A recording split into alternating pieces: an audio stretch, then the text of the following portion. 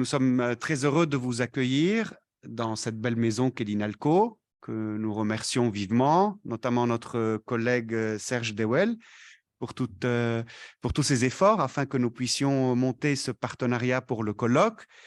C'est un moment important pour l'Institut chrétien d'Orient qui achève sa 3e année. Ah oui, j'ai compris, voilà. Donc, je disais que c'est un moment important pour l'Institut chrétien d'Orient qui achève sa 3e année.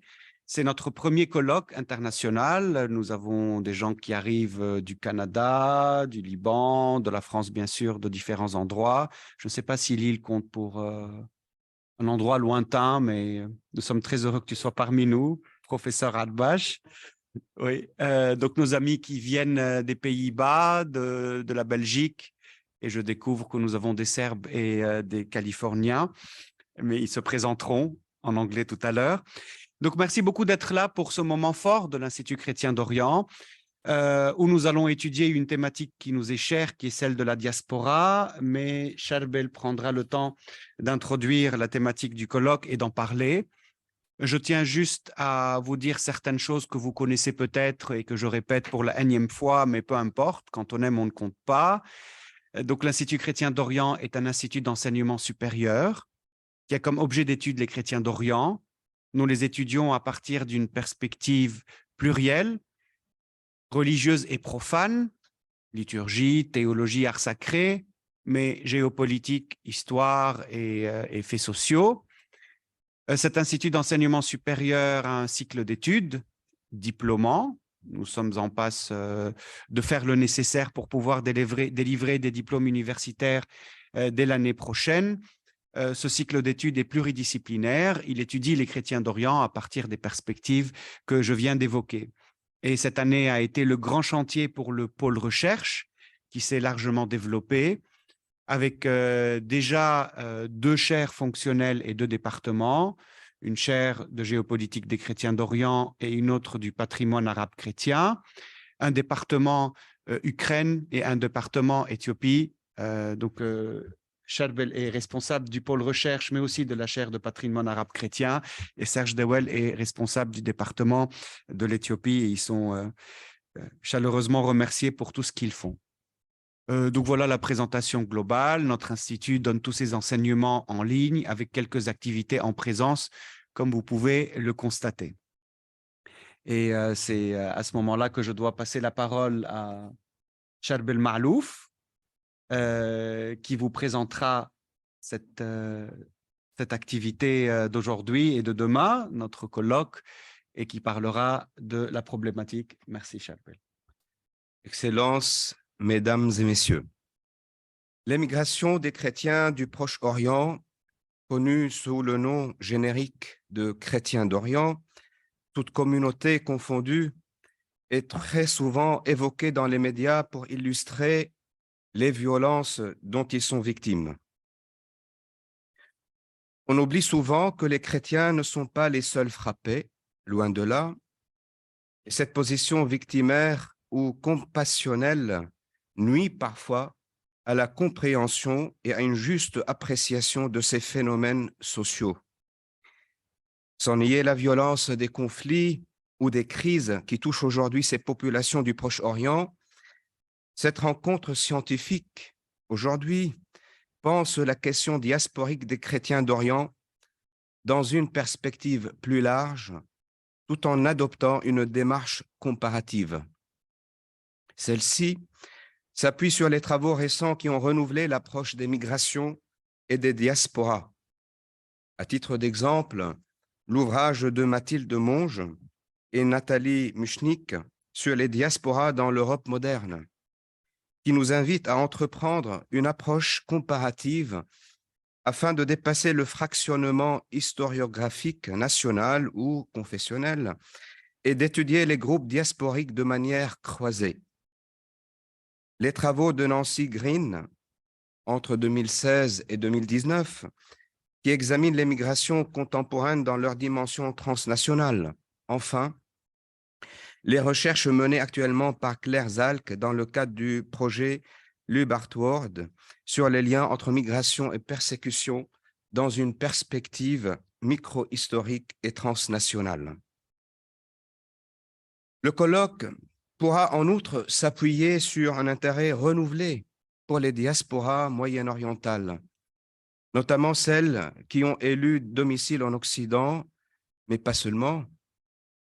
Par exemple, dans le Golfe, les Coptes et les Égyptiens, les chrétiens du Moyen-Orient installés en Europe et dans les Amériques bénéficient également d'un regain d'intérêt qui s'est concrétisé par la rédaction des thèses, d'études, d'articles et par le lancement de projets de recherche européens, ainsi d'un important projet de public history, le Coptic Canadian History Project, et d'ailleurs notre institut des chrétiens d'Orient, qui a été fondé avec le soutien de l'œuvre d'Orient, est aussi un reflet de ce regain d'intérêt. Les études les plus nombreuses se sont penchées sur les plus grands centres migratoires que sont d'abord l'Amérique du Nord, l'Australie, l'Europe, la Suède pour les Syriaques, la France pour les Arméniens, les Chaldéens, les Maronites, les Melkites et bien d'autres. Au fur et à mesure que les communautés installées en Europe acquièrent une plus grande visibilité, des recherches sont menées sur divers aspects de leur vie en société et questionnent particulièrement leur relation aux sociétés d'accueil ainsi qu'aux liens réels ou imaginés avec les régions d'origine. Ainsi, l'actualité de cette question, la question des chrétiens d'Orient, nous a incité à l'Institut à réfléchir ensemble sur la question diasporique des chrétiens d'Orient en Europe et ailleurs, avec une problématique qui se laisse entrevoir dans le titre de notre colloque. Les chrétiens d'Orient en diaspora, dispersion, dilution, intégration, structuration, point d'interrogation. En effet, le terme grec diaspora, issu du verbe spiro en grec, qui veut dire semer, répandre comme de la semence, disséminer, signifie en même temps dispersion et dissémination. Ce terme, qui remonte à l'Antiquité pour décrire d'abord la situation des Juifs disséminés dans le monde, connaît un élargissement de sens dans les années 80, notamment, je donne quelques exemples de les travaux de Gabriel Schaeffer et de Michel Bruno, pour évoquer d'autres diasporas dans l'Antiquité, telles la diaspora grecque, phénicienne, assyrienne, et dans l'époque moderne, telle la diaspora arménienne, russe, portugaise, kurde, libanaise, etc. Le sens du terme diaspora dépend donc de l'emploi que l'on en fait et de la réalité qu'il décrit. D'une part, il peut avoir un sens négatif, à travers lequel diaspora serait synonyme de dispersion, fragmentation, dilution.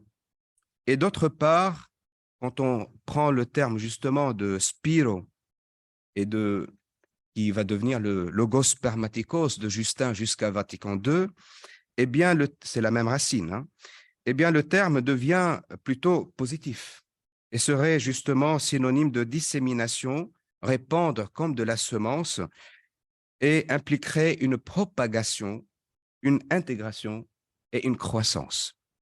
Dès lors, comment comprendre ce concept? Au-delà du terme et du sens étymologique grec, comment comprendre cette réalité si complexe et diverse selon la communauté, le contexte, les motifs, les choix de vie, les pays d'origine et les pays d'accueil? Comment passer de la diaspora au sens négatif à la diaspora au sens positif, tout particulièrement quand il est question des différentes communautés chrétiennes du Proche-Orient? Comment passer d'une diaspora subie et contrainte à une diaspora dynamique et vivante? Comment articuler identité et intégration, loin de tout communautarisme, de tout laxisme et de tout fondamentalisme? Notre approche, loin d'être nostalgique, communautariste et poreuse, se veut une approche transversale, communautaire et prophétique consistant à réfléchir ensemble, historiens, géopolitologues, sociologues et théologiens, sur le passé et le présent, en vue de créer une dynamique pour le futur, à la fois théorique et pratique, qui visera cette dynamique à ce que la diaspora des chrétiens d'Orient devienne davantage un lieu de croissance, d'intégration et de structuration, un espace de relation vitale entre les pays d'origine et les pays d'accueil, à tout point de vue, culturel, politique, religieux et social. Notre réflexion, donc, dans ce colloque, s'organisera autour de plusieurs axes. Vous les avez vus dans le programme, 4 axes. L'axe historique, il s'agira tout d'abord d'inscrire ces diasporas dans la relative longue durée, depuis le XVIe siècle, pour montrer que les circulations des chrétiens du Proche-Orient sont anciennes. Même, il faut remonter jusqu'à l'Antiquité. Pour la période contemporaine, 20e, 21e siècle, il importera de situer ces diasporas dans des circulations migratoires plus vastes, qu'elles soient économiques ou liées au contexte politique, sachant que ces catégories sont souvent artificielles et poreuses. Ensuite, l'axe socio-culturel. Un deuxième aspect concernera la vie en diaspora. Comment s'organise la vie communautaire, le cas échéant? Quel lien garde-t-on avec les pays d'origine, la langue, les coutumes, les traditions, l'identité, etc. Troisième axe, l'axe géopolitique. Quelles sont les raisons du départ? Guerre, persécution, crise politique, économique, et les routes suivies. Ces dernières sont-elles spécifiques aux chrétiens ou se superposent-elles aux trajectoires des autres migrants, exilés ou réfugiés? Quels intermédiaires participent et guident ces mouvements de population? S'agit-il de migrations individuelles ou sont-elles au contraire prises dans des dimensions familiales et communautaires? Enfin, un dernier axe, l'axe religieux, s'attachera au rôle des églises dans ces diasporas qui réunissent souvent des chrétiens appartenant à différentes églises. Comment la cohabitation, la communion entre les différentes églises se passe-t-elle? La diaspora offre-t-elle un espace où s'expérimente un écuménisme pratique et un dialogue interreligieux? Assiste-t-on à des adaptations liturgiques et pastorales? Et si oui, lesquelles? Comment se passe l'intégration de ces communautés dans les pays qui les accueillent? Voilà donc la problématique et l'approche et les axes avec toutes les questions posées et bien d'autres qui guideront notre réflexion, notre discussion et notre échange pendant ces 2 jours du colloque. Je vous remercie de votre présence et je donne la parole à Antoine.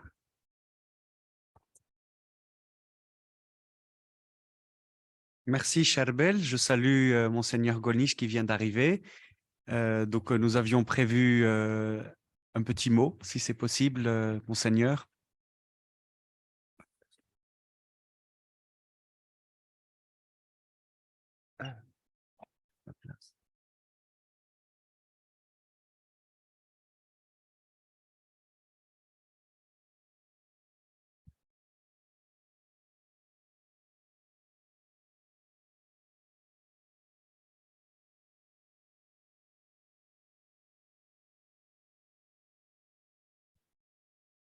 Merci Antoine, je ne serai pas trop long, comme disent toujours les gens qui sont trop longs.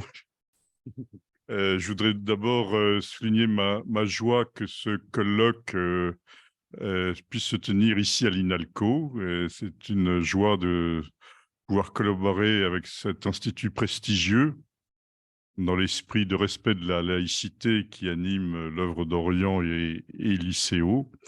Je pense que c'est une collaboration qui pourra s'approfondir encore et qui, je le pense, pourra être très fructueuse. Bien sûr, je voudrais remercier l'équipe qui a préparé ce colloque et je voudrais remercier son Excellence, Monseigneur Migliori, nonce apostolique, qui nous fait l'honneur de sa présence à l'ouverture de ce colloque. Je n'ai pas de titre à tenir des propos de nature académique, de nature scientifique.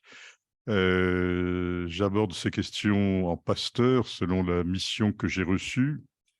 Et je pense qu'il nous faudra, à l'ordinariat pour les catholiques orientaux et aussi avec les 3 éparchies orientales en France, avec Monseigneur Ulrich à l'ordinariat, qu'il nous appartiendra d'ingérer les réflexions qui seront les vôtres, qui sont tenues ici, pour savoir comment on peut traduire cela sur le plan pastoral. Et il n'y a pas que la problématique en France, bien sûr.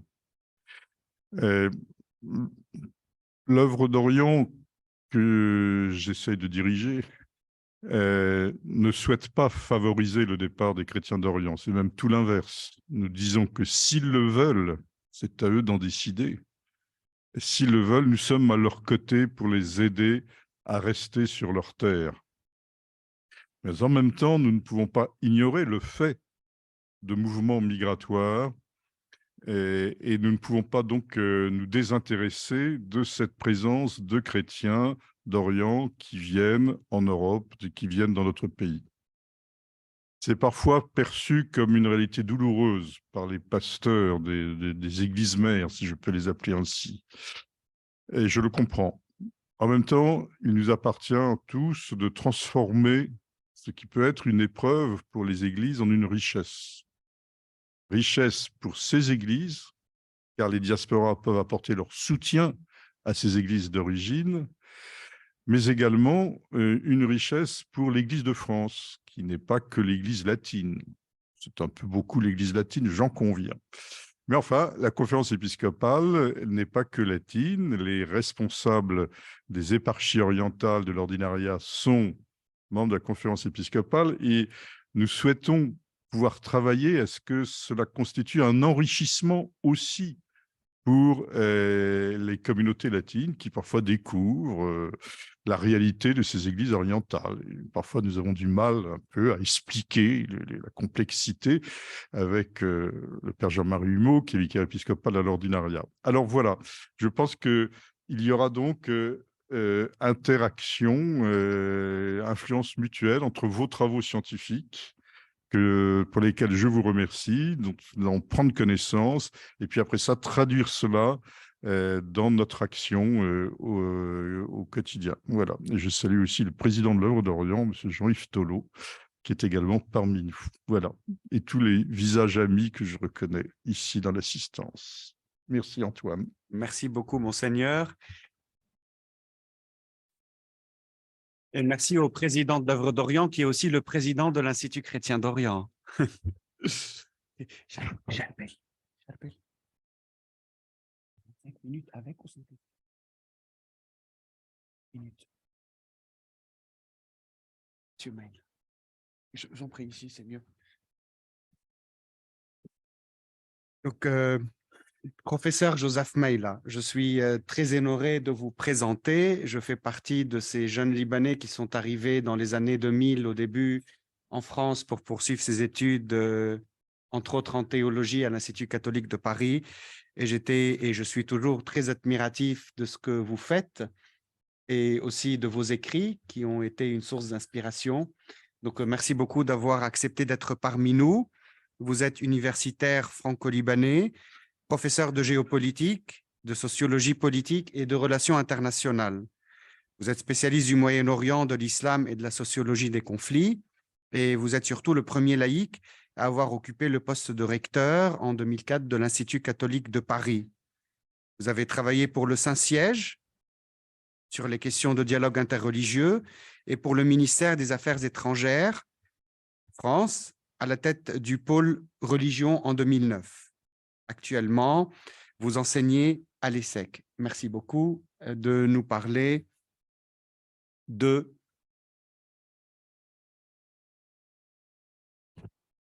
qu'on va découvrir et qui a comme titre « La condition chrétienne, regard sur le christianisme oriental entre enracinement et diaspora ». La parole est à vous. Merci, cher Antoine Fleifel.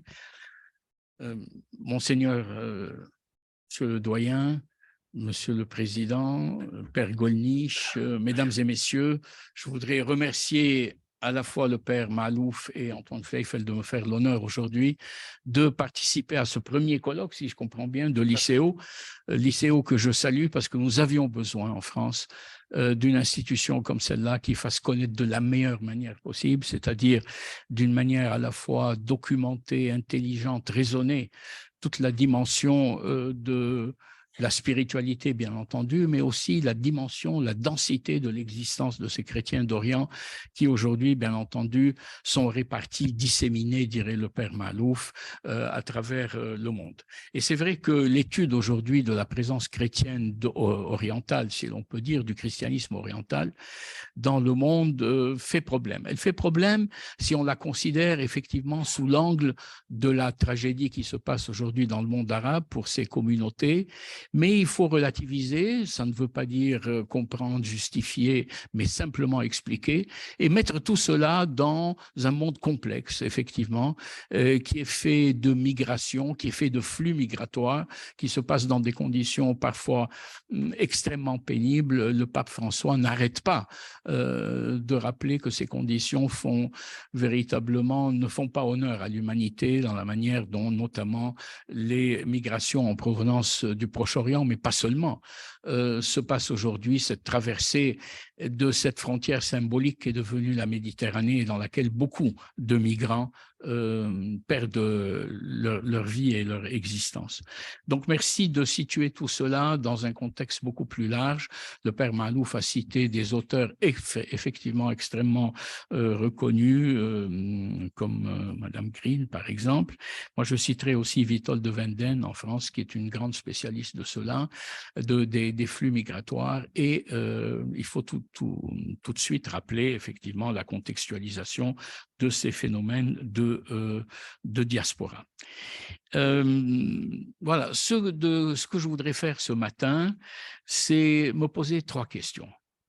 Et ces 3 questions, je vais droit au but, sans introduction, mais je la ferai de manière très courte tout de suite après. Je voudrais m'interroger sur les causes des départs des chrétiens d'Orient. Quelles sont-elles? Comment on peut les typologiser? Comment les introduire? Comment les comprendre? Bien entendu, l'idée, c'est que mieux on comprend et plus on peut agir, et notamment en amont, pour arrêter cette érosion qui est une véritable hémorragie. Deuxièmement, je voudrais m'interroger sur ce que je vais appeler la condition chrétienne en Orient. Qu'est-ce qui justifie, à partir de quel profil, à partir de quel vécu, à partir de ce que j'appellerais un dispositif cognitif et mental et émotionnel, les chrétiens d'Orient ont aujourd'hui cette propension à partir. Qu'est-ce qui favorise ces départs? Et puis, dans un troisième temps, je voudrais m'interroger sur la problématique de la diaspora. Quelles sont les possibilités d'inscription d'un christianisme oriental dans un tissu diversifié? Alors, je vais m'intéresser à ces questions dans le cadre du colloque, c'est-à-dire que je ne me poserai pas de questions sur des pays qui ne sont pas mentionnés, qui ne sont pas traités par la suite dans le cadre du colloque. Et donc, cette chrétienté d'Orient, je n'irai pas jusqu'en Ukraine, je n'irai pas du côté des Syro-Malankars, des Syro-Malabars, mais je voudrais m'intéresser à cette réalité du Levant, de l'Égypte, du Proche et du Moyen-Orient, et je m'en tiendrai là. Mesdames et messieurs, le départ des chrétiens d'Orient est un phénomène durable, substantiel et qui prête à une recomposition, à la fois au plan des sociétés desquelles ils partent, et en même temps à une recomposition et un réenracinement dans les sociétés dans lesquelles ces chrétiens arrivent. Phénomène durable. Pourquoi durable? Parce qu'il est continu. Et on verra que cette continuité s'inscrit dans le temps. Elle est diachronique, mais elle est synchronique. Elle est diachronique parce que on peut la faire partir de la moitié du 19e siècle pour ne pas remonter aussi loin que le père Maalouf voulait nous faire remonter, mais je n'ai pas de compétences sur l'Antiquité. Mais à partir de la moitié du 19e siècle, on commence effectivement à sentir ces départs en continu, pas tellement du Liban, on l'ignore, mais peut-être à partir de la Palestine. Et puis à la fin du 19e siècle, le Liban prend la place, la Syrie aussi, et c'est une expansion qui ne va plus s'arrêter. Et donc c'est un phénomène durable parce qu'il est persistant, mais il est synchronique. C'est-à-dire, pour l'inscrire dans la durée, il faut aussi l'inscrire dans la scansion du temps. C'est-à-dire savoir à chaque moment pourquoi, selon quelle perspective, à quelles conditions, selon quelles circonstances. Il y a véritablement ces poussées des chrétiens d'Orient en dehors de leur pays. Il est substantiel, hein, ce phénomène. Pourquoi il est substantiel? Parce qu'il porte, et vous le savez, et je ne vais pas entrer dans la querelle des chiffres, on n'en a pas de très très précis, et il est substantiel parce que c'est une déperdition démographique importante. Ce sont les sociétés proche-orientales, en perdant leurs chrétiens, perdent une partie de leur tissu démographique, une partie de leur tissu vital, une partie des compétences. La modernité appelle ça l'exode des cerveaux, mais il n'y a pas que des cerveaux qui partent. Il y a tous les gens qui souffrent, et la souffrance est le premier motif du départ. Que ce soit la souffrance économique ou que ce soit le manque d'horizon. Le manque d'horizon est quelque chose qui pèse absolument sur qui compte dans les motivations de départ. Quand votre horizon est bouché, je reviendrai sur cette idée, il n'y a effectivement que la perspective de sortie, ce qu'on appelle l'exit. Quand vous ne pouvez pas donner de la voix, je reprends des terminologies sociologiques ici, peut-être dont certains sont très familiers, on peut s'exprimer, on peut protester, c'est la voix. Et puis, quand véritablement la voix ne porte pas, quand la participation politique, par exemple, ne se fait pas, quand l'insertion économique n'est pas là, il y a l'exit, c'est-à-dire la sortie. Et donc, toute l'idée est de voir comment, à l'avenir, mais ce n'est pas tellement mon sujet aujourd'hui, faire en sorte que la voix des chrétiens se fasse entendre dans un cadre participatif qui me semble essentiel. Et puis, là, le troisième point qui est important, c'est que l'émigration est un facteur de décomposition-recomposition. C'est vrai qu'il y a une décomposition des sociétés dans lesquelles, effectivement, s'inscrit ce départ. Elles vont perdre de leur dynamisme, perdre de leur vitalité, perdre d'une partie de leur identité, parce que la caractéristique fondamentale des chrétiens d'Orient, c'est de vivre dans l'altérité. Il n'y a pas d'eau-vie en Orient pour les chrétiens en dehors de ce vis-à-vis, de ce face-à-face avec l'islam. Il n'y a pas.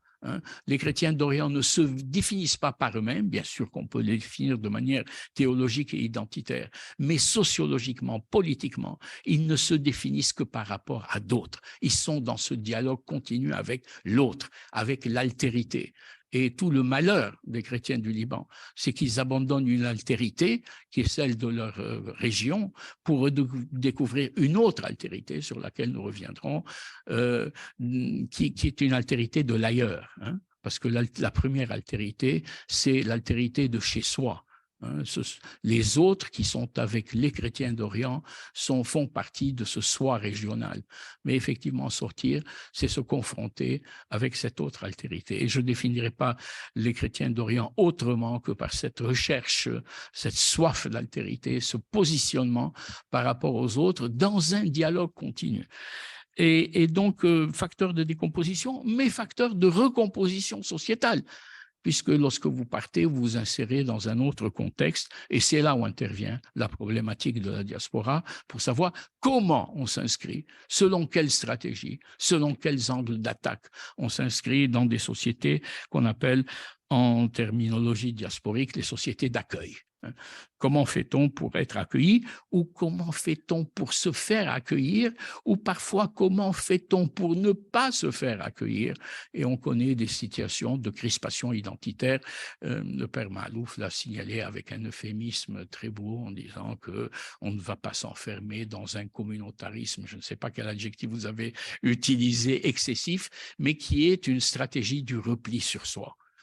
Donc, tout cela, nous allons bien sûr le voir. Donc, comment poser toutes ces questions? Je m'attacherai donc à les traiter de la manière dont j'ai prévu de le faire, c'est-à-dire la première partie portera sur les causes de l'érosion démographique. Pourquoi partons? Pourquoi partons?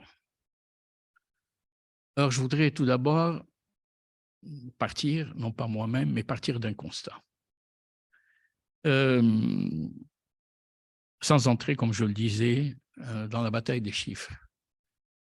Lorsque l'Empire ottoman est sur le point de s'effondrer, il comporte encore 20% de chrétiens. L'Empire ottoman s'effondre, va naître la donnée géopolitique fondamentale qui est l'État-nation, dans lequel va s'inscrire la condition politique des chrétiens. Mais force est de constater qu'aujourd'hui, les chiffres qui nous parlent, et ce n'est pas un mystère quand on parle à l'œuvre d'Orient ou à l'ICO, ces chiffres sont connus de tous. Hein. Un pays comme la Jordanie avait, à la fin des années 50, 20% de chrétiens.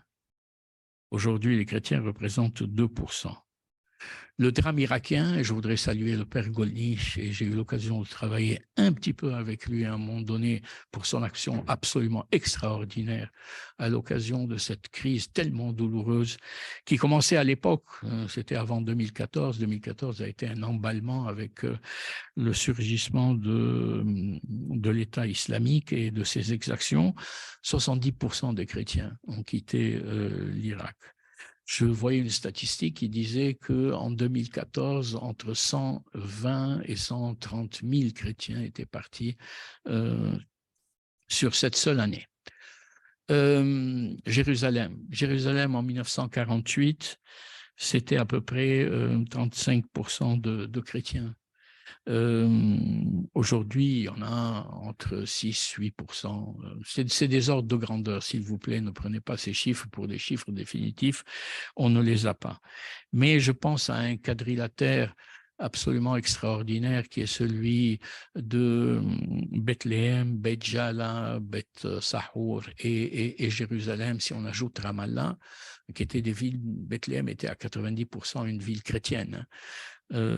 Aujourd'hui, c'est 5 à 8% de chrétiens. Nazareth aussi, en Israël, était une ville chrétienne. Le départ des chrétiens du Liban, c'est inutile que je revienne là-dessus, mais peut-être 1 million, entre 700 à 800 000 chrétiens sont partis. Et des communautés qui ont essaimé un peu partout dans le monde. Je salue des représentants qui vont prendre la parole cet après-midi ou ce matin et qui connaissent les situations de la diaspora, notamment en Amérique du Nord, beaucoup mieux que moi et qui parleront avec beaucoup plus de perspicacité et de pertinence. L'Église d'Orient, immense église, l'église de l'Orient. Entre le 7e et le 14e siècle, on comptait 230 évêques. Aujourd'hui, vous savez que cette église, dite église d'Orient, est une église qui rassemble des Chaldéens, des Assyriens, est à 2/3 aujourd'hui présente à l'extérieur du pays et son centre aujourd'hui est à Chicago. Je connais bien l'Amérique du Nord, je suis absolument incroyablement, j'allais dire, si vous me permettez l'expression, épaté par le dynamisme copte en Amérique du Nord et au Canada, avec une insertion, une structuration de l'espace entre Washington, New York, mais surtout la Californie, où il y a une trentaine de paroisses qui se sont installées. Majoritairement, bien entendu, les coptes orthodoxes qui sont majoritaires parmi les coptes. Et donc, cela simplement nous fait un paysage absolument différencié, réparti de partout. Ces chrétiens d'Orient sont-ils encore d'Orient? C'est la question que je vais me poser. Ils sont d'Orient, oui. sur le plan de l'héritage, sur le plan de la culture, sur le plan de la perception.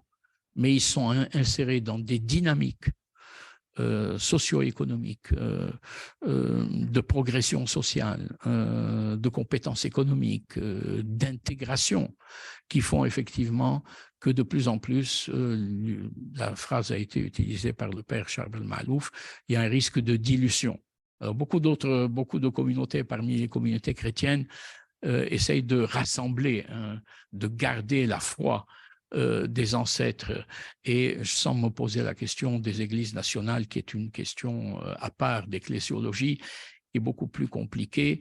On voit de plus en plus les églises du Proche-Orient s'ouvrir sur cette réalité, essayer de la structurer, et il est important que le lien entre l'origine, qu'elle soit au Proche-Orient, au Liban, en Syrie, en Palestine, en Égypte ou en Irak, hein, soit maintenu entre des chrétiens qui partent et ceux qui restent. Voilà. Alors, pourquoi les chrétiens partent? Je reviens à ma question un peu après le constat. Ils partent pour 3 raisons. Alors, la première, je vais l'aborder en politologue, hein, parce qu'elle me semble la plus importante. L'événement le plus important qui soit arrivé aux chrétiens, mais pas seulement à eux, parce que l'idée, c'est, à force de se focaliser sur les chrétiens d'Orient, d'oublier qu'ils sont dans un contexte beaucoup plus général, beaucoup plus universel, et qui vivent heureusement avec d'autres. L'événement fondamental qui a structuré le Proche-Orient moderne, c'est le surgissement de l'État-nation. Il n'y en a pas d'autre. Si on sort de l'Empire ottoman après le traité de Lausanne du 24 juillet 1923, dont on va fêter le centenaire cette année, beaucoup de choses se passent, ou se passeront, notamment la Grèce est en train de faire un travail de révision historique, et l'Église grecque participe à tout cela. Après le surgissement de la Turquie moderne, le remodelage de la région fait sortir les chrétiens d'Orient d'un vieux statut sur lequel je ne reviendrai pas, qui était le statut de la dhimmitude. Je ne vais pas revenir là-dessus parce qu'il n'existe plus au sens du statut juridique. Sauf que une certaine logique parfois du mépris peut forcer les chrétiens sur le plan symbolique, sur le plan du comportement, sur le plan des mœurs et des mentalités, à leur faire sentir qu'ils restent des dhimmis. Mais disons que sur un plan de statut juridique, il y a une sortie de la dhimmitude, une fin de l'Empire ottoman, et cette sortie de la dhimmitude, elle ne se fait pas de manière brutale et décisive, puisque à partir des Tanzimat dans l'Empire ottoman, à partir de la seconde moitié du 19e siècle, un ensemble de réformes vont venir changer, bouleverser le statut des religions ou des confessions non musulmanes dans l'Empire ottoman, et des confessions non musulmanes et des religions non musulmanes dans l'Empire ottoman, qui vont faire avancer les choses. Alors, que signifie le surgissement de l'État-nation? Si je le prends au sens étymologique du terme, il signifie qu'il y a un nouveau cadre de citoyenneté, un cadre participatif, dans lequel toutes les personnes qui appartiennent à une nation donnée, à un État donné, sont citoyens, c'est-à-dire sont égaux, et participent de cette communauté des droits qui fonde véritablement la solidarité à la fois sociale et bien entendu nationale. Et je n'en veux pour preuve que la manière dont les chrétiens se sont impliqués dans les premiers mouvements nationalistes. Et quand on pense que dans le mouvement qui a conduit véritablement l'Égypte, qui a donné véritablement le là à cette époque-là, nous sommes en 1919-1920, le parti du Wafd, n'est-ce pas, qui est du grand fondateur Saad Zarloul, était fait de chrétiens. Il a été ressuscité récemment, ce parti, hein, après la révolution en Égypte de 2011, et majoritairement des chrétiens ont participé. Plus avant, si on réfléchit au 19e siècle aussi, la révolte de Arabi Bacha, qui s'était insurgé contre l'autocratie ottomane, avait drainé des chrétiens. Alors, on connaît des noms, Makram Abed, Boutros Ghali, toute la génération, mais les chrétiens participaient à ce combat. Et si on lit les biographies de beaucoup d'auteurs, beaucoup de participants à cette période-là, on sentait que la question était posée à Saad Zarloul, de savoir effectivement comment penser la relation d'égalité entre les Coptes et les Sunnites d'Égypte. Et à chaque fois, elle était éludée dans cette idée que le nationalisme était englobant, que le nationalisme était fondateur et que sur la base de la commune appartenance à la nation, il n'y aurait plus de différenciation entre tous. Et ce sont des chrétiens qui sont déçus presque par, je pense à Makram Abed, qui sont déçus par la non-participation active avec cette idée que finalement tout cela sera dépassé un jour. Le pari des chrétiens, c'était à cette époque-là un pari nationaliste. On pense par exemple à la création du Grand Liban avec Monseigneur Ahwaïk, qui voulait un Liban de participation, d'entente et non pas un ghetto chrétien ou une principauté chrétienne, et qui posait la continuité de cette coexistence de la montagne qu'il avait étendue à ce que nous appelons le Grand Liban à partir du 1er septembre 1920. Donc il y avait cette idée au fond de cette création participative. La Syrie n'était pas loin de donner l'exemple. Je pense à quelqu'un comme Fares el-Khouri, qui était un des premiers ministres de la post-indépendance, quand la France a quitté le Liban et la Syrie, et le rôle qu'il a parfaitement joué à cette époque-là. Je pense aussi à tout ce qui a pu se passer en participation irakienne à ce phénomène, au fond, de la nouvelle appartenance.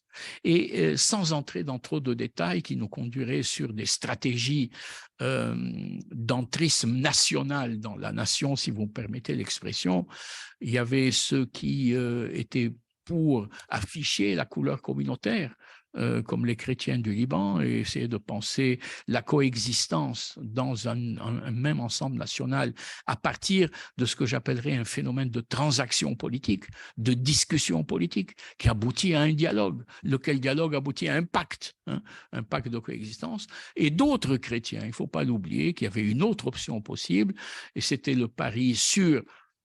Alors, nous n'allons pas dire la laïcité, parce que ça fâche immédiatement dès qu'on parle de laïcité, notamment dans un contexte proche-oriental. On est accusé de cacher je ne sais quel projet athéiste ou agnostique qui se cache derrière, mais disons dans un processus de sécularisation des fondateurs de partis. Je pense à Anton Saad et je pense à Michel Aflaq, je pense pour les Palestiniens à des gens comme Georges Habash. On pensait cette stratégie du dépassement du communautarisme et du communautaire, en quelque sorte d'englobement de la distinction chrétien-musulman dans un système beaucoup plus large, dans un dispositif national idéologique beaucoup plus large, qui ferait qu'au fond, il n'y aurait plus de chrétiens, il n'y aurait plus de musulmans, il n'y aurait plus de juifs, il y aurait simplement des nationaux, des membres de l'État-nation tel qu'il est. Voilà quel était le pari. Et si vous me permettez, mais c'est une hypothèse de travail, je pense que beaucoup de décrochage, si j'ose dire, cette expression, décrochage de beaucoup de chrétiens tient à cette déception par rapport à ce schéma participatif de départ.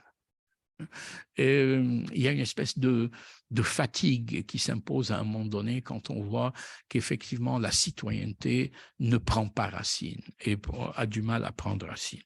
Pourquoi elle a du mal à prendre racine? Pour plusieurs raisons.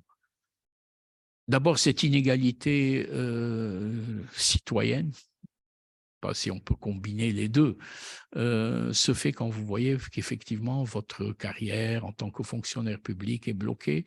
Égalité des citoyens, égalité devant les charges, inégalité en fait devant les charges publiques. hein, quand on veut occuper des fonctions publiques. Discrimination de fait, hein, aussi sur le plan du comportement.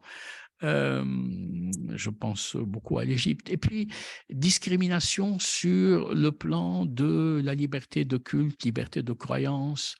Aujourd'hui, on fait beaucoup plus de distinctions sur ces questions-là qu'au départ, mais on pensait effectivement que le fait de vivre en communauté citoyenne donnait le droit à une liberté de culte. Et liberté de culte, c'est liberté d'avoir une religion, de ne pas avoir une religion, de pratiquer le culte. Est-ce que j'irais aussi loin pour dire que c'est aussi la liberté de changer de religion? Et c'est là où, effectivement, on se heurte à cette problématique nouvelle qui est la liberté de croyance et qui est la liberté de conscience. Au-delà de hurriyat al-i'tiqad, la liberté de conscience, hurriyat al-damir. Et donc, cette ouverture aujourd'hui se pense de manière beaucoup plus large.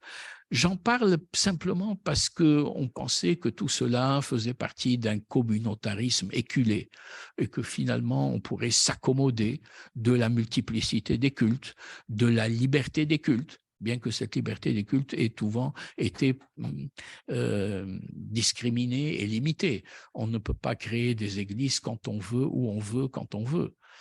Donc, dans certains pays, la réglementation était extrêmement forte et le reste. La participation citoyenne, bien entendu, mais quand on ne vote pas pour vous, comment on fait? Et c'est là où le président Nasser avait inventé cette méthode qui va rester de nomination de députés coptes pour qu'il y ait une représentation chrétienne à l'Assemblée nationale, au Parlement. Donc, des questions qui sont, j'en parle parce qu'elles sont revenues. Elles sont revenues à partir notamment en Égypte, et on a peu focalisé ou peu attiré l'attention en France sur cette dimension de la révolte de la jeunesse copte qui s'est constituée en véritable association et qui est entrée parfois en compétition et en contradiction avec le pape copte Shenouda, qui avait été ostracisé et puis qui est mort en 2012, qui a été remplacé par Tawadros, et où véritablement les coptes ont pris au sérieux ce printemps arabe égyptien et sont descendus dans la rue en disant liberté de croyance, liberté de conviction, abolition de la mention du rite, etc. Et ça a été une réception absolument dramatique. À un moment donné, l'armée avait tiré sur la population et ça a été un reflux terrible. Mais je veux dire qu'il y a une sensibilisation là-dessus et il y a véritablement une volonté de participer, de s'insérer et de fusionner dans une nouvelle citoyenneté. Mais malheureusement, ce cadre n'a pas été véritablement de grand succès, hein, cette participation. Mais l'histoire n'a pas dit son dernier mot et dans mon propos, il n'y a aucune raison de désespérer. Il faut continuer. D'ailleurs, une autre définition des chrétiens d'Orient, c'est véritablement la résilience de l'espérance. Sinon, depuis longtemps, il n'aurait plus existé, il n'aurait plus d'existence. Le Liban présente un cadre aussi intéressant parce que c'est un cadre le plus libre dans le monde arabe de cette coexistence communautaire. Mais on l'a vu dans le mouvement du printemps libanais de 2019, qui fait partie de ces printemps où la jeunesse joue un rôle important. On l'a vu, ces évocations de la possibilité de la citoyenneté, de sortir du carcan communautaire, notamment pour l'État civil, de proposer le mariage civil, toutes des questions qui remettent en cause le cadre communautaire arrêté et qui sont des prémices d'intégration citoyenne plus large. Et on sait que pour le moment, ça a été un reflux terrible, hein, que cette révolution ou cette volonté de changement. Une question récurrente aussi, que j'évoque simplement, mais je ne veux pas rentrer là-dedans, qui est au fond la religion de l'État dans cet État participatif. Qu'est-ce que ça veut dire? Que la religion a un État ou que le président de la République, je pense à l'article 2 de la Constitution syrienne de 2012, mais qui était le même qu'avant, à savoir que le président doit être musulman. Qu'est-ce que cela veut dire? Que la source principale, l'article 3, paragraphe 2 de la Constitution égyptienne de 2014, qui reprend cette idée que c'est la source principale de la législation. Bon, ce sont des questions qui sont débattues, ce ne sont pas des questions qui sont cachées, elles sont débattues dans le pays. Donc, quand on en parle, on essaye de déduire les conséquences les plus intéressantes pour nous, mais c'est un débat qui est en cours. La seule révolution qui est véritablement passée de la liberté de culte à la liberté de religion, c'est la Constitution du 26 janvier 2014, excusez-moi, de la Tunisie, qui est passée, en dans son article 6, à la liberté de croyance. À ma connaissance, c'est la seule constitution arabe qui parle de liberté de croyance. L'article 9 de la constitution libanaise parlait aussi de la liberté de croyance qui est absolue. Et bon, beaucoup le contestent aujourd'hui, mais simplement, j'ouvre une parenthèse que je ferme très vite. Le mandataire français avait reconnu les différentes communautés libanaises comme étant religieuses, comme étant des communautés historiques, mais il avait ouvert la voie en 1936 par un arrêté de 1936, arrêté 33, pour des communautés de droit commun, c'est-à-dire la possibilité du mariage civil. Bon, mais on a raté le coche et le Liban s'est enfoncé dans un communautarisme de plus en plus important. Voilà, ce cadre participatif, égalitaire, qui fait qu'à un moment donné, on ne se retrouve pas tout à fait à égalité dans son pays et qui peut motiver comme climat général, comme insertion, comme projet d'avenir, une espèce de plafond ou d'arrêt à votre intégration. Le second point qui m'intéresse beaucoup, j'aurais dû commencer par là, mais je pense que j'ai mis volontairement l'accent sur le premier, à savoir le cadre étatique nouveau, comme cadre d'une nouvelle vie des chrétiens d'Orient dans un État égalitaire, c'est au fond les raisons économiques. La raison économique est la raison fondamentale, majoritaire. Nous sommes dans des régions où le développement s'est fait très lentement. Nous sommes dans des régions qui sont riches, mais qui sont mal gérées. Je pense par exemple à la Syrie, qui était le grenier à blé de l'Empire romain, ou à des régions qui sont exiguës, qui ne peuvent pas satisfaire à toute la croissance démographique et à la demande des populations. Je pense au petit Liban, enfin je pense au grand Liban géographique, mais au petit Liban en termes de territoire. Je pense à l'Égypte. Donc, la motivation des départs est essentiellement religieuse, excusez-moi, économique. Et cette motivation économique, elle se fait jour en Palestine dans les années 1840-1850 avec des départs vers l'Amérique du Sud. On donne souvent la primauté aux Libanais dans le départ, mais j'ai vu par exemple que la communauté chilienne s'était installée, la communauté palestinienne en Chili, qui est aujourd'hui une communauté de 300 000 à 400 000 Palestiniens installés en Syrie, dont 60% sont des chrétiens. Et originaire de Bethléem, de Jérusalem, de ce quadrilatère dont je vous ai parlé, s'était installé dès ce moment-là. On a constaté, les dernières études le montrent, que les massacres de 1860, que ce soit à Beyrouth, dans le Mont-Liban, excusez-moi, ou à Damas, n'avaient pas drainé une migration économique d'importance. Mais beaucoup d'élites chrétiennes étaient parties, elles ne sont pas parties très loin, elles sont allées s'installer en Égypte avec la création des journaux que vous connaissez, et la Nahda s'est transportée fin du 19e siècle à la fois du Liban vers l'Égypte. Ça a été véritablement les deux poumons de la Nahda. Mais à partir d'une migration chrétienne. Mais c'est vrai que les chrétiens commencent à partir de 1890, 2000, notamment vers l'Amérique du Sud, où ils vont constituer au Brésil. On sait que Khalil Gibran est parti aussi du côté des États-Unis, une migration qui va se faire jour, qui va être accentuée aussi par ce qui va se 10 minutes, qui va être accentué par le phénomène de la famine au Mont Liban. Et voilà. Et je voudrais passer à une troisième raison de départ, puisque je suis un peu pressé aujourd'hui. À vous, hein, moi j'ai tout mon temps. C'est ce que j'appellerais du communautarisme à l'extrémisme. L'histoire s'est emballée pour les chrétiens d'Orient. Alors, si effectivement il y a une mémoire extrêmement chargée sur laquelle je reviendrai, il y a le massacre des Arméniens en 1890-1915. Il y a le génocide arménien, il y a les massacres du Mont Liban en 1860, il y a ce qui est arrivé aux Syriaques, aux Assyriens, ce qu'on appelle le génocide assyrien, sur lequel notre ami Joseph Yaoub a beaucoup travaillé à partir des années, notamment le massacre de Simélé en 1933. Cela, effectivement, s'ajoute à un climat qui n'a jamais cessé, un climat délétère, où on incendie des églises, où on a des assassinats dans différents pays, je pense en particulier à l'Égypte.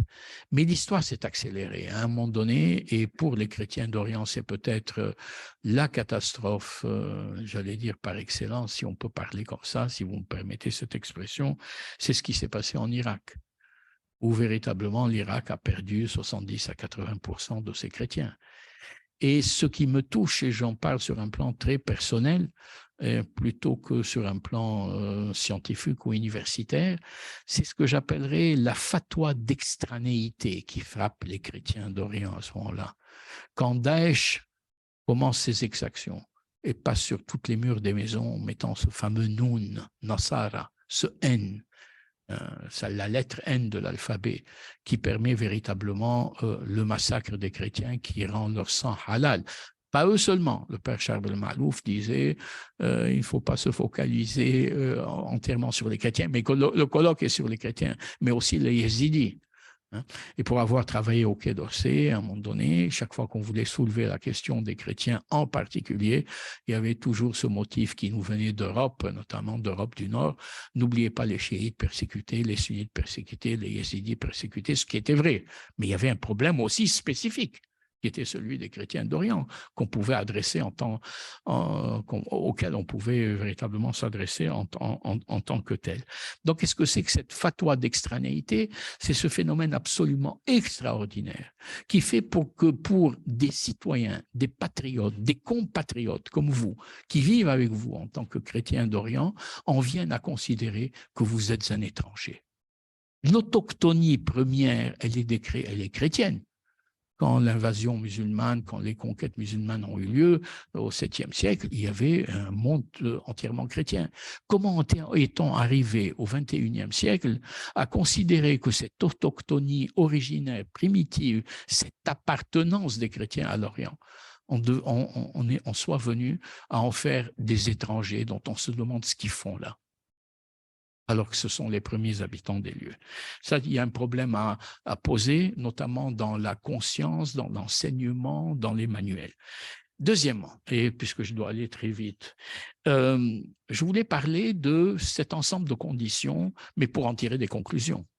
Alors, qu'est-ce que j'appelle conclusion? J'appelle conclusion cette idée, au fond, qui s'est constituée comme une espèce de qualification du statut historique et culturel des fidèles des églises d'Orient, tel qu'on peut le déduire de ce vécu chrétien qui a 150 ans, pour ne pas remonter encore plus loin, de leurs expériences sociétales, de leur mode d'inscription dans les sociétés orientales.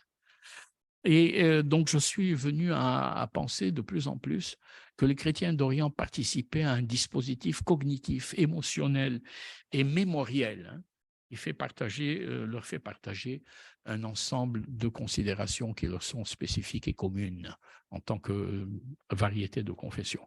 Et donc, je parle de la condition du christianisme oriental comme Hannah Arendt pouvait parler de la condition de l'homme moderne ou comme Simone Weil pouvait parler de la condition ouvrière. L'ensemble de caractéristiques propres à une expérience. Alors, comme je dois aller très vite, je mets 3 choses dans cet habitus. Je reprends un terme de saint Thomas, repris par Bourdieu, une espèce de manière de penser, une manière d'affronter le réel.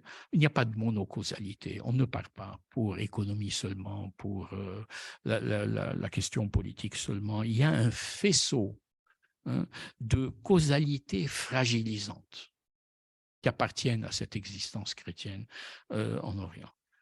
Il y a d'abord ce que nous avons connu en tant que chrétiens d'Orient, c'est la transition démographique. On a fait moins d'enfants de plus en plus vite parce que l'ascenseur social était là, l'éducation était là.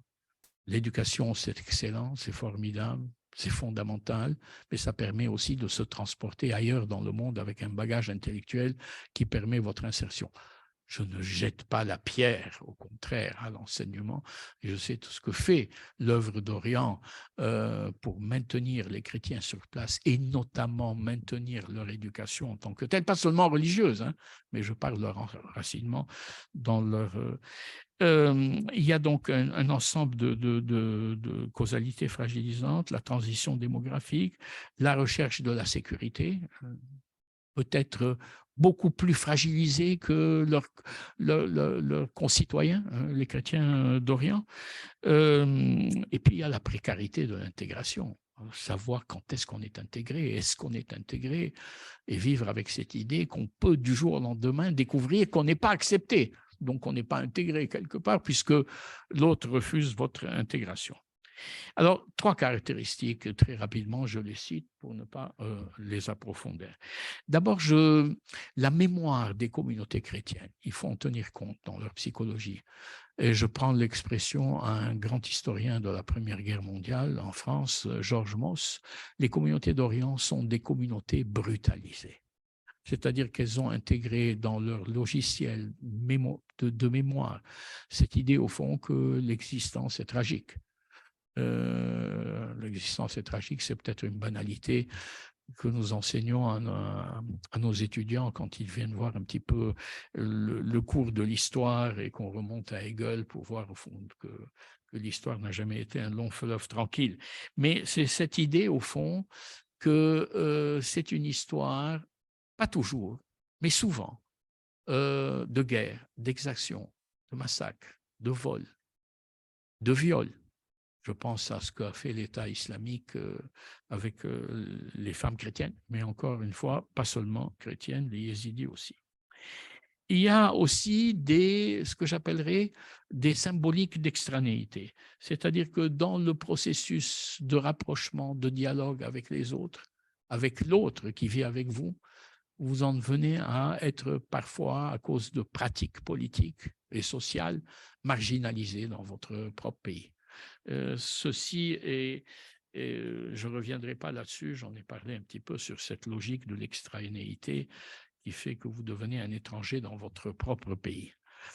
Et puis, il y a ce que j'appellerais l'expérience de l'échec politique des chrétiens d'Orient, qui n'est pas leur échec, et qui est un échec partagé dans cette difficulté de la reconnaissance citoyenne, de la citoyenneté, de la liberté. Regardez un petit peu comment se fait, j'ai évoqué très rapidement ce terme, comment se fait l'existence politique, comment se fait la vie politique dans les pays d'Orient. Elle se fait sur la base d'une transaction. Il faut toujours être en bon terme avec le régime, négocier avec le régime. Ça a été un peu la contradiction du mouvement des chrétiens coptes vis-à-vis de leur administration, qui leur disaient attention, il ne faut pas trop forcer la dose, les autorités religieuses. Et puis des jeunes qui prenaient au mot l'idée de la citoyenneté. extrêmement compliqué pour la hiérarchie religieuse. Et en même temps, une volonté des jeunes de vouloir véritablement participer de plein pied. Hein. Donc, on est dans une relation toujours à discuter, transactionnelle. Regardez l'abus des mots dialogue, pacte, entente nationale, comme si tout était à refaire tout le temps. Comme si le cadre dans lequel vous inscriviez votre vie était un cadre instable et que tout était négociable en fonction du rapport de force à n'importe quel moment. C'est cette idée sur laquelle il faut véritablement travailler quand on veut faire admettre la pleine citoyenneté, refuser que le christianisme se pose, et je le sais que c'est un peu l'approche de l'œuvre d'Orient, uniquement comme des minorités. Non, il n'y a pas de minorité, il y a des citoyens. Et encore faut-il ne pas aller trop loin pour penser la laïcité sur le mode français de laïcité, parce qu'il faut tenir compte des spécificités religieuses, parce qu'elles ont une existence profonde dans l'existence politique, dans le cadre politique. Voilà. Alors, à partir de là, et c'est ma conclusion, comment penser des logiques de diaspora? Je crois qu'il y a 3 positionnements possibles pour une diaspora chrétienne dans ses stratégies d'insertion dans les sociétés d'accueil. Il y a premièrement la tentation de transporter avec soi sa communauté, ce que j'appelle la communauté prolongée. Rien ne s'est passé, on se transporte à l'extérieur, on s'inscrit dans un cadre qui est un ailleurs, qui n'est pas le Proche-Orient, et on recommence. C'est une stratégie dans laquelle la communauté est dupliquée en quelque sorte. Et on vit entre soi et c'est une expérience du redoublement identitaire. L'identité qu'on a est suffisante pour se centrer dessus et on est presque dans ce que j'appellerais un nationalisme confessionnel. Quand vous vous rendez parfois dans des communautés à l'étranger, on dirait que rien n'a changé. Les gens passent leur temps à écouter les nouvelles du pays, à manger comme on mange au pays, à fréquenter des gens qui sont venus en même temps du pays. Et il y a une espèce de dichotomie dans la personnalité parce qu'on travaille avec d'autres, mais on vit entre soi. On travaille avec d'autres parce qu'on s'intègre dans une société où il n'y a pas que des chrétiens de la diaspora. C'est souvent ce qui arrive, et c'est mon maître Selim Abou qui est véritablement celui qui a fait les études pionnières dans un livre qui s'appelle « Immigrer dans l'autre Amérique », qui a étudié ces typologies qu'on appelle d'acculturation quand on se transporte dans des pays étrangers. La première génération a souvent tendance à se replier, à ne pas sortir. Il y a une seconde stratégie qui est une stratégie d'insertion, mais qui est une stratégie de fuite en avant. Je crois que c'est Fernando Pessoa, l'auteur portugais, qui disait que le passé est un autre pays. Le passé est un autre pays, donc on s'intègre dans le présent, on oublie le passé et on veut absolument s'insérer dans les conditions actuelles et presque se déposséder de soi.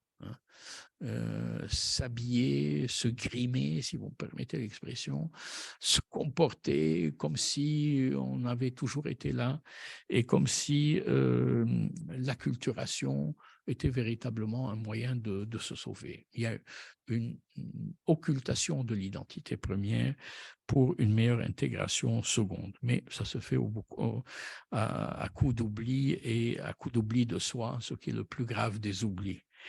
Et il y a une troisième position.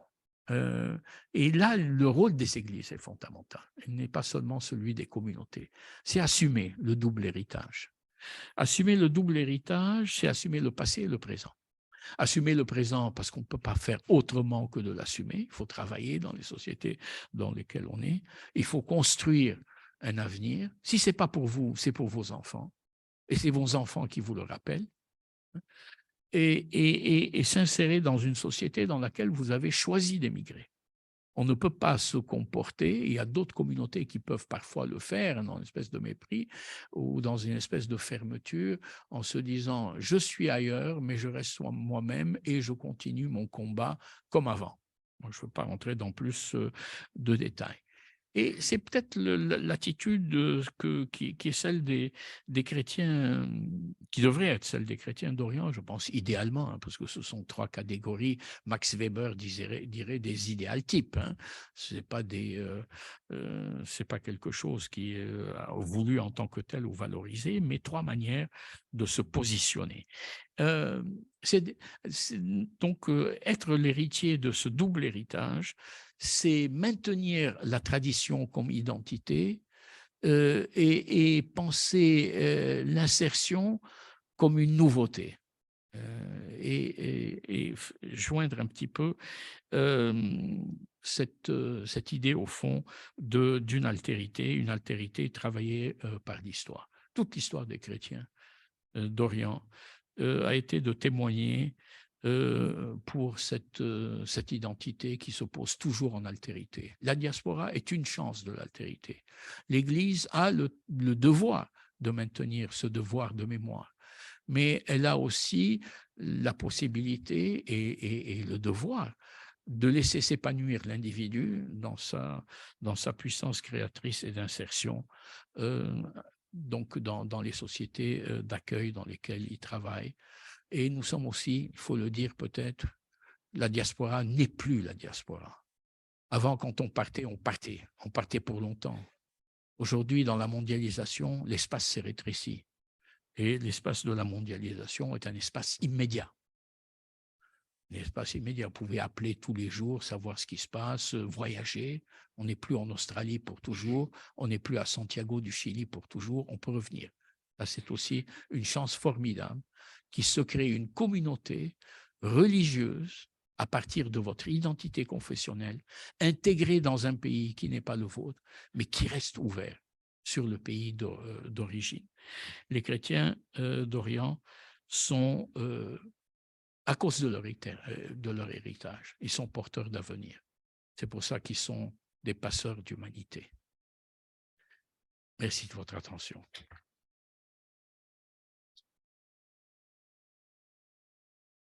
Professeur Maïla, merci de cet exposé passionnant. Pour ne pas frustrer les uns et les autres, nous allons peut-être prendre 3 questions, pas plus, puisque... qui souhaite poser une question dans la salle? Monseigneur Golnisch.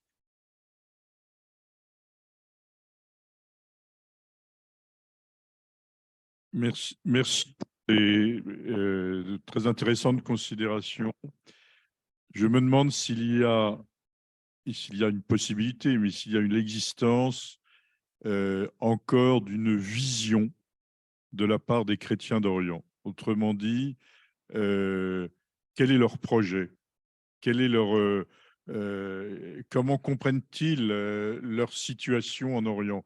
Ont-ils les ressources pour élaborer une vision qui peut-être ne se réalisera pas tout de suite, peut-être même jamais, mais au moins une vision qui permet de mobiliser sur place les bonnes volontés et donc d'éviter un départ. Autrement dit, qu'est-ce qu'on est en train de dire à un jeune Libanais aujourd'hui sur la manière dont les églises voient l'avenir du Liban?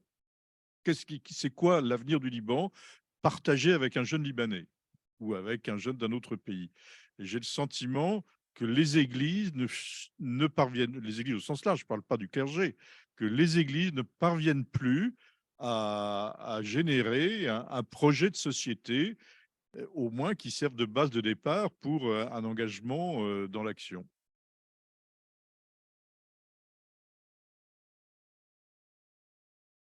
Ai-je tort?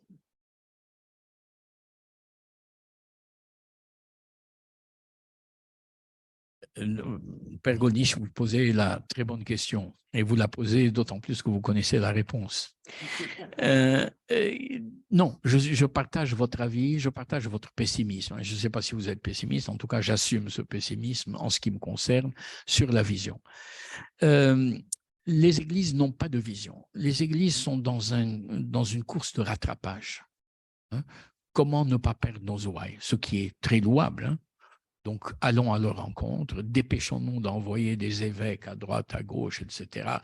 Encadrons la diaspora à l'extérieur pour maintenir ce lien avec les chrétiens, pour maintenir aussi la puissance hiérarchique, hein, qui, lorsqu'elle se projette en dehors du territoire national, devient plus difficile, plus problématique. Mais c'est légitime. Est-ce que les églises, alors, en dehors de la hiérarchie, ont une vision globale? Je ne pense pas. Il y a un paradoxe sur lequel je me suis toujours interrogé. Le comportement de l'Église ou de la communauté Église, hein, pour ne pas qu'il y ait d'erreur sur là, la communauté Église a toujours été collective. C'est-à-dire qu'il y a une espèce de surgissement pour défendre la communauté, la défense de la communauté, la défense des hommes de la communauté, même quand ils ont commis les pires exactions, hein, parce qu'il y a une espèce de grégarisme, de solidarité de corps. Ça, c'est effectivement pour les réactions un peu viscérales, passionnelles, politiques et émotionnelles. Mais le comportement de l'individu chrétien, si vous me permettez cette expression, lui, il est entièrement autonome, égoïste et individuel. Il est à la recherche du gain, il est à la recherche de l'insertion, et c'est une dichotomie que vivent tous les chrétiens d'Orient. Oui, solidarité, oui, appartenance, oui, identité. Mais quand il s'agit de m'insérer dans une société, à ce moment-là, effectivement, je joue un peu solo. C'est ce qui est un comportement qui se fait aussi au niveau des nations et des États. Alors, comment faire en sorte qu'on pense à un destin collectif des chrétiens d'Orient? Je pense que ça va être compliqué. La communauté la mieux organisée depuis longtemps sur cette base-là, c'est la communauté, la diaspora chrétienne, ou la diaspora libanaise de manière plus générale, qui a les plus vieilles institutions de l'émigration. Et il y a même un ministère des émigrés, je ne sais pas s'il existe encore, mais le ministère des Affaires étrangères s'appelle ministère des Affaires étrangères et des émigrés. Donc, sur un plan sociétal, il y a beaucoup d'occupations là-dessus, mais il est miné par les trajectoires et les considérations confessionnelles.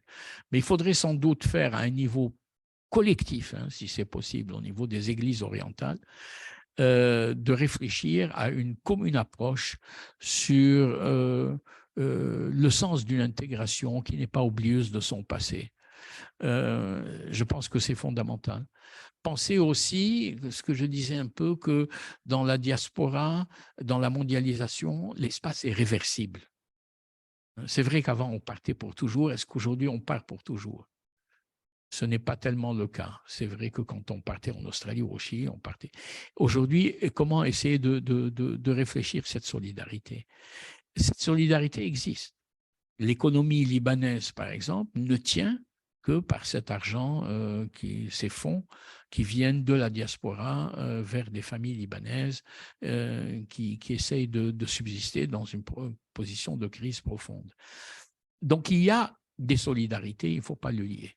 Est-ce qu'il y a une vision? La réponse est non. Solidarité, oui, partielle, parcellaire, peut-être communautaire même, hein, mais familiale, très certainement. On duplique la structure sociale que l'on connaît dans son pays d'origine, mais une vision de chrétien d'Orient, je ne le pense pas. Et alors, je ne voudrais pas entamer cette réflexion tout de suite, mais comment penser une réflexion sur une approche chrétienne de la communauté église en diaspora sans la séparer de l'intégration citoyenne qui devrait être l'ultima ratio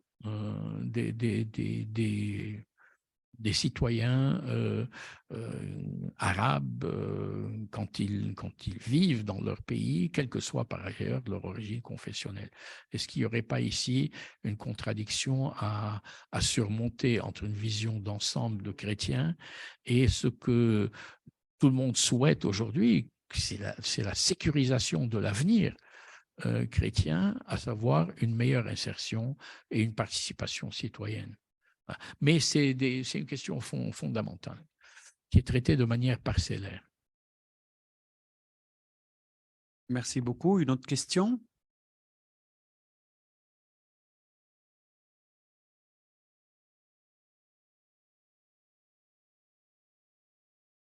Oui, justement, pour revenir sur cette question de la citoyenneté, vous disiez que vous parliez de l'enthousiasme et la participation des chrétiens dans pour bâtir les États-nations. Comment se fait-il que ce travail n'ait pas été à élaborer des constitutions qui respectent chacun? N'ait pas été jusqu'à élaborer des constitutions? Des constitutions qui respectent chacun, la liberté de chacun. Oui, vous avez raison. Alors, les raisons sont multiples hein, dans l'évolution des constitutions. Jamais le travail législatif n'a été aussi fécond qu'entre 2011 et 2020. À la suite de ces printemps arabes, avec des discussions, des commissions qui se sont installées. Et je ne parle pas seulement des sociétés dans lesquelles il y a des chrétiens, je pense à la Tunisie, je pense au Maroc. L'Égypte a donné le là, la discussion qui se fait au Liban à partir des accords de Taïf. Bon, on revient. L'Irak a montré une solution inédite dans le monde arabe puisqu'on est passé au fédéralisme, ce qui était à peu près inconcevable. Bon, donc il y a des possibilités. Mais il y a des réticences. Et c'est là où on va se heurter à un clergé, je ne parle pas du clergé chrétien en majorité, mais qui va dire le mariage civil, ça n'existe pas. Un État qui ne soit pas un État dont la religion est l'islam, je me réfère aux discussions que Ayad Ben Achour a menées en Tunisie, et il n'y a pas de chrétiens qui posaient des questions sur cela, mais une volonté de dire la Tunisie est un pays arabe indépendant, sa religion, son régime est républicain et sa religion est l'islam. Une formule qui a été reproduite de l'époque de Bourguiba, donc de la seconde constitution tunisienne. En Égypte, même chose. Le débat sur la nationalité, la religion de l'État. Un État a une religion. Alors que serait-ce que les individus dans ce cas-là? La Syrie, hein, bon, c'est vrai que la constitution de 2012 a été faite dans des conditions qui sont problématiques. Mais même chose aussi, le président de la République doit être musulman. Donc, on a des considérations, des réticences. On a une jeunesse qui veut changer, on a des réticences, on a des mentalités aussi. On a aussi une question qu'on n'a pas surmontée, mais on entre dans trop de détails techniques ici, c'est l'état civil. Comment se marie-t-on? Comment divorce-t-on quand on peut divorcer?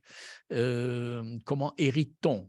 Hein, et c'est un peu, là, c'est un acquis des statuts qui peuvent remonter jusqu'à Mahomet, au pacte de Médine, mais qui ont été continués par l'Empire ottoman et qu'on a de nouveau reconduit en disant, bon, on ne touche pas au statut civil. Mais si vous n'avez pas les mêmes droits selon votre religion, quand vous devez hériter, quand vous devez vous marier, ou quand vous devez vous séparer de votre conjoint, si l'État, si la religion, la confession le permet. Hein. Donc, vous avez ces situations aberrantes où, dans des considérations où une religion ou une confession ou une communauté chrétienne ne reconnaît pas, du fait du droit canon, du droit ecclésiastique, le droit au divorce, vous changez de religion pour changer de femme ou de mari.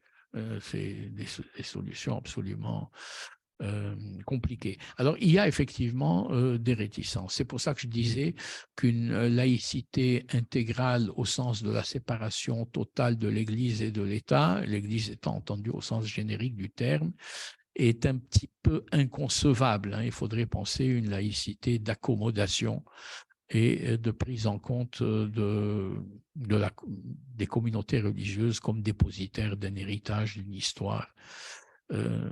Voilà, mais ça, c'est un travail très lent. Malheureusement, l'histoire a rattrapé les chrétiens d'Orient. Le chantier n'a pas pu être mené à terme, alors que la violence, elle, s'est avancée à pas de géant. Voilà. Merci beaucoup. Nous allons nous arrêter là parce que le temps manque vraiment. Donc,